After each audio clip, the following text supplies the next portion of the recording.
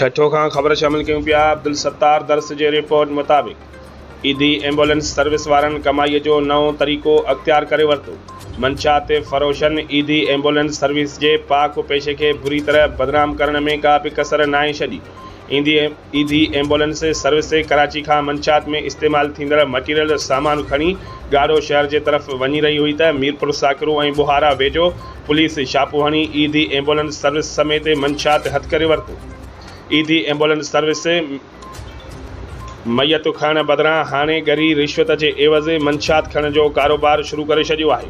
मीरपुर साकिरो में बुहारा शहर जे वेझो पुलिस मंशात समेत ईदी एम्बुलेंस सर्विस खे गिरफ़्तार करे पुलिस स्टेशन मीरपुर साकिरो ते FIR दाख़िल करे छॾी आहे। SSP छठो जी मिलियल हिदायतुनि मूजिबि SHO मीरपुर साकिरो, SIP गुलज़ार अली तुनियो ऐं ASI Ghulam Haider Jawari incharge police post Buhara बमा सिपाह जे दौरान गश्त कार्रवाई कंदे तैयार कयल गुटको ऐं गुटके में इस्तेमालु थींदड़ मटीरियल सोपारी जी सप्लाई खे नाकाम बणाईंदे हिकु ईदी एम्बुलेंस रजिस्ट्रेशन नंबर EA-96 में जवाबदार आशिक़ हुसैन वलद मोहम्मद सलीम ज़ात आराइन वेठल शाहजहान पान शॉप लांढी कराची